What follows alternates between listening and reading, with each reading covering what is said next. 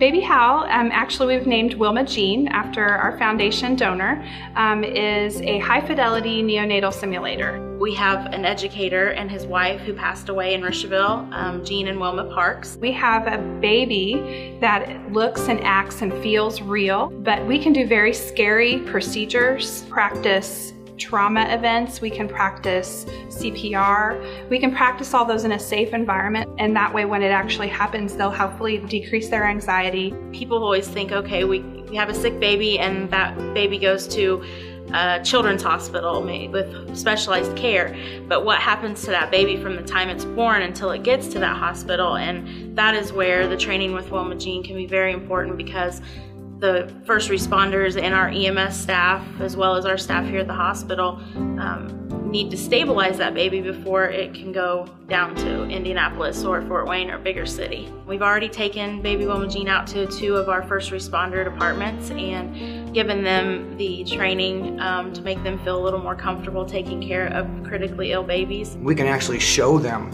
what difficulty in breathing looks like for the very early on education people.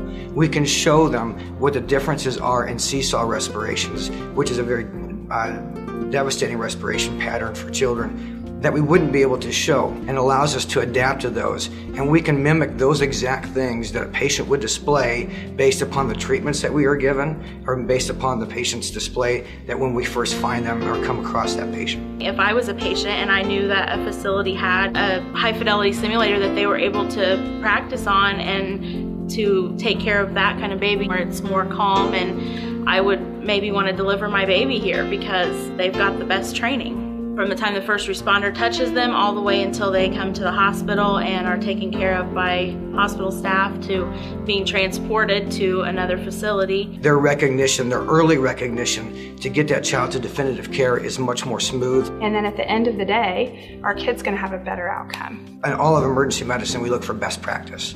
And best practice is achieved by looking at everything that we can to make the optimal outcome for the child or for the patient that we have. And that allows us to employ those best practices so that when we do come across a child of yours or your family members that may be extremely ill or very sick, we can deploy those much more smooth, we can deploy those with accuracy, and we can get that child to that care because our recognition is much better and it's much faster.